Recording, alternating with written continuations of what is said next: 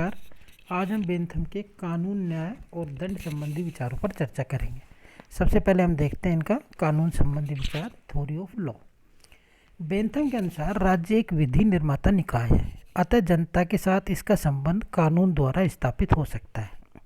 इस प्रकार कानून संप्रभु का आदेश है और संप्रभु की इच्छा ही कानून के रूप में प्रकट होती है। उसकी यह धारणा हॉब्स के अनुरूप ही है। बेंथम का कहना है कि संप्रभु के निश्चित आदेश अर्थात कानूनों का पालन करना प्रत्येक नागरिक का कर्तव्य है, क्योंकि इस आज्ञा पालन में ही उसका और सबका कल्याण निहित है। अतः उनका पालन होना चाहिए। प्राकृतिक कानूनों को अस्वीकार करते हुए बेंथम ने मुख्यतः दो ही कानून माने हैं, दैवीय तथा मानवीय।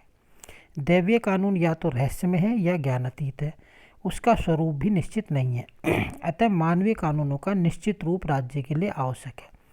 बेंथम कहते हैं कि कानून एक राजनीतिक समाज के आदेश के रूप में संप्रभु की इच्छा की अभिव्यक्ति है, जिसका सदस्य स्वभाव से पालन करते हैं। बेंथम कहते हैं कि कानून एक आदेश है, एक प्रतिबंध है और इसलिए यह स्वतंत्रता का शत्रु है। जीवन की उपयोगितावादी योजना में स्वतंत्रता का कोई विशेष स्थान नहीं हो सकता। स्वतंत्रता सुरक्षा का कोई आवश्यक तत्व नहीं है, अतः इसे सुख के सामने समर्पण कर देना चाहिए। मनुष्य को सुरक्षा की आवश्यकता है, स्वतंत्रता की नहीं। इसलिए स्वतंत्रता को एक स्वाभाविक तथा अमर अधिकार समझने की भूल नहीं करनी चाहिए।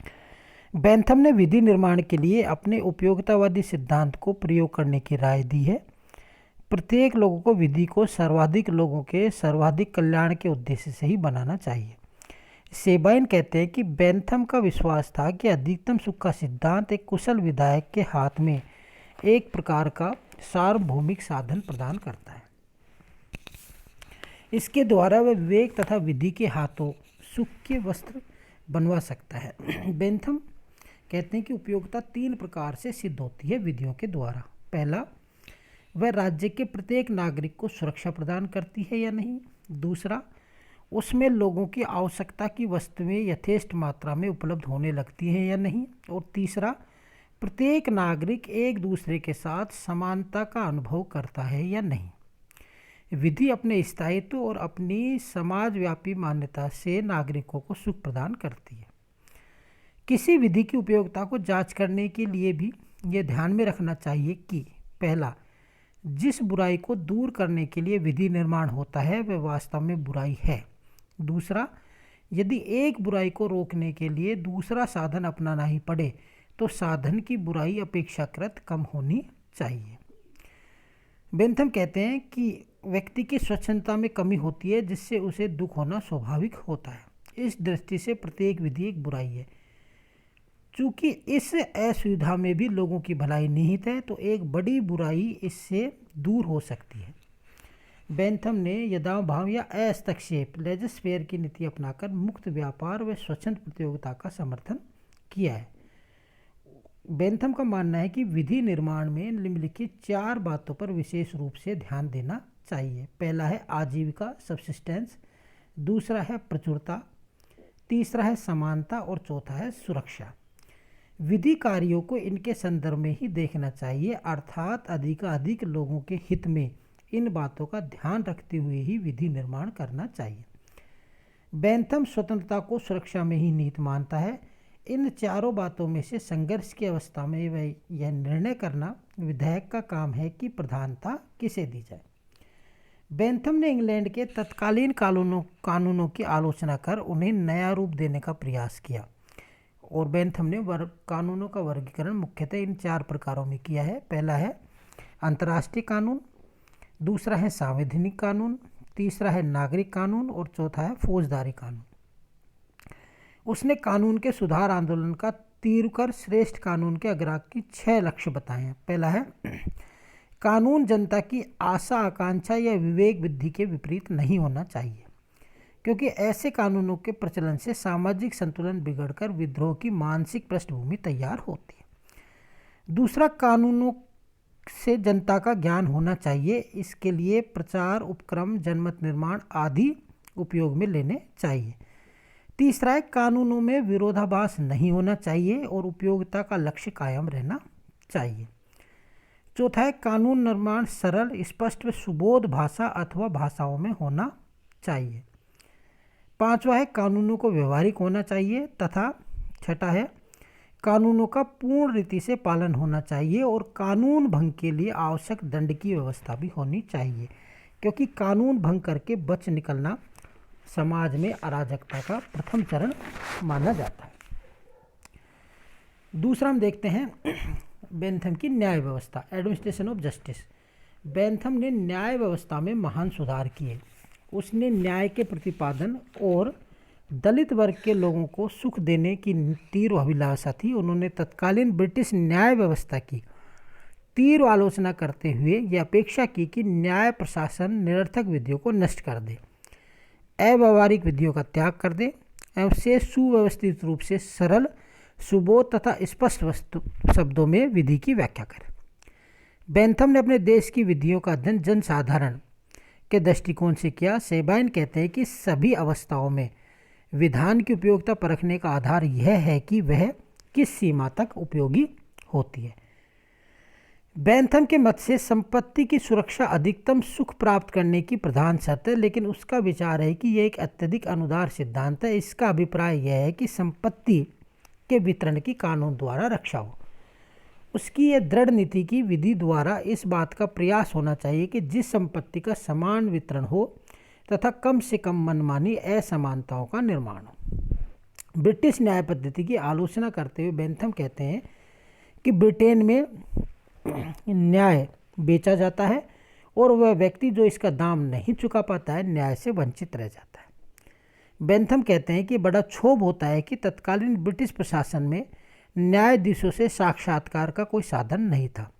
सामान्यतः केवल वकील ही थे जिन्हें बड़ी बड़ी रकम फीस के रूप में देनी पड़ती थी और जनसाधारण को न्याय बहुत विलंब से मिलता था। न्याय वैसाध्य था और इसके बारे में लोग सदैव चिंतित रहते थे। बेंथम अदालतों की कार्यविधि को आसान करना चाहता था और उनकी कार्य क्षमता को बढ़ाना चाहता था। इसके लिए उसने उन सभी प्रतिबंधों और परिणामों को हटाने का सुझाव दिया जो जनसाधारण की अधिकतम रक्षा के लिए आवश्यक समझे गए थे। बेंथम ने फ्रेगमेंट ऑन गवर्नमेंट में संवैधानिक विधि के जिन सिद्धांतों की सिफारिश की है उसने प्रक्रिया विधि में उन्हीं सिद्धांतों को लागू किया।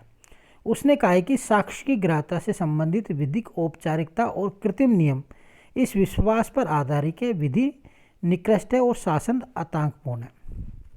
बेंथम कहते हैं कि वकील जनता को ठगने के लिए वकीलों द्वारा एक गढ़ा गया षड्यंत्र मात्र है। बेंथम की मान्यता थी कि प्रत्येक व्यक्ति को अपना वकील बनना चाहिए। वह एक विचारक के सामने औपचारिक वकालत के स्थान पर अनौपचारिक कार्रवाई का समर्थन करता है।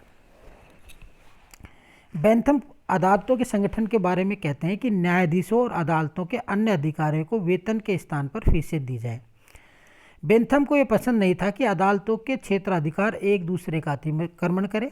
बेंथम जूरी प्रथा के भी विरुद्ध था। वह एक ही न्यायाधीश द्वारा किसी मुकदमे का निर्णय किए जाने का समर्थक था।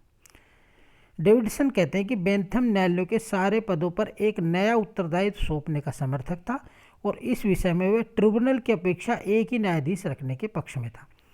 उसकी मान्यता थी कि किसी मामले पर 3 न्यायाधीशों का निर्णय करना तीनों के ही उत्तरदायित्वों में कमी करना है।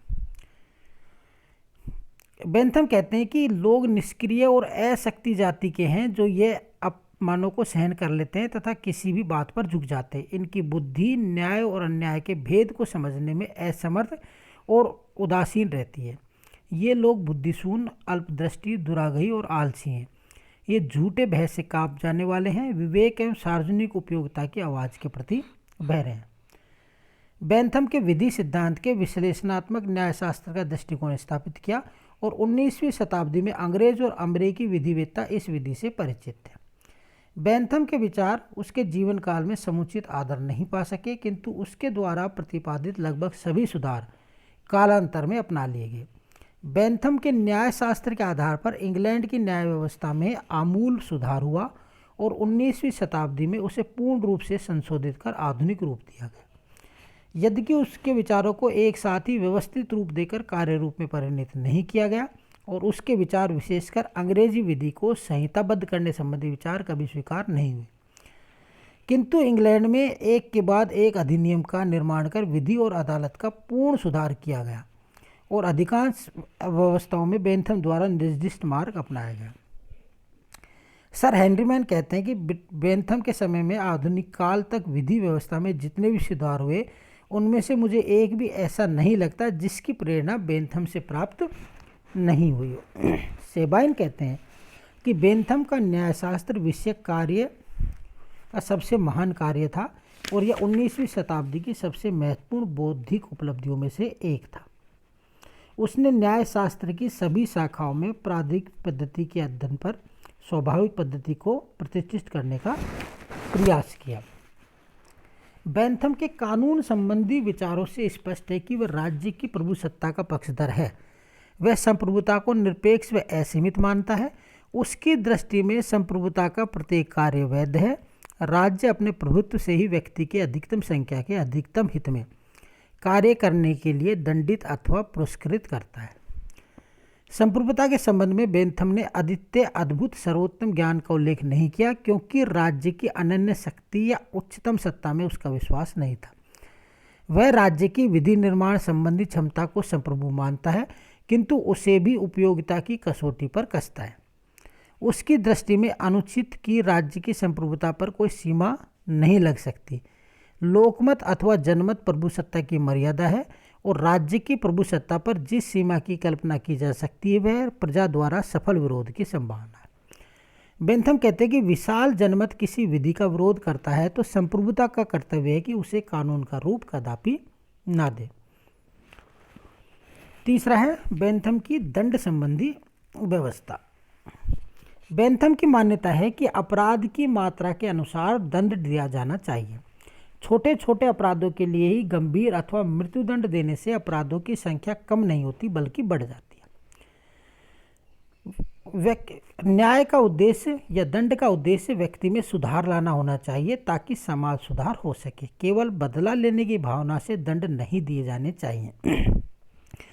मृत्युदंड किसी को केवल तभी दिया जाना चाहिए जब उसके अतिरिक्त समाज सुधार का कोई उपाय शेष न हो। दंड को मापने का पैमाना समाज कल्याण होना चाहिए। दंड अपराध की गंभीरता के उपयुक्त और परिस्थितियों के अनुसार होना चाहिए।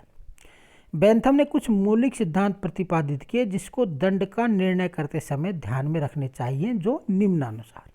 पहला, दंड की मात्रा अपराध के अनुपात में हो तथा दंड समान भाव से दिए जाए। दूसरा, दंड द्वारा अपराधी को अनावश्यक व निर्दयता पूर्वक पीड़ा न पहुँचे। एक जैसे अपराध के लिए दंड की मात्रा समान हो। तीसरा, अपराध की गुरुता या गंभीरता के अनुसार ही दंड का निर्धारण होना चाहिए और दंड आदर्श होना चाहिए, अर्थात इस प्रकार का हो तथा इस तरह दिया जाए कि अपराधी व अन्य लोग उससे शिक्षा ले सकें। दंड में सुधार की भावना निहित हो। दंड द्वारा अपराधी को भविष्य में अपराध करने के अयोग्य कर दिया जाना चाहिए, किंतु उपयुक्त सिद्धांत का अतिक्रमण न हो। अपराधी से यथासंभव उस व्यक्ति की क्षतिपूर्ति कराई जाए जिसको उसके कारण कष्ट हुआ है। दंड जनमत के अनुकूल हो तथा अपराधों के प्रति सहानुभूति का वातावरण उत्पन्न न होने दिया जाए। दंड सदैव ऐसा होना चाहिए कि भूल का पता लगने पर उसे निरस्त किया जा सके अथवा घटाया जा सके।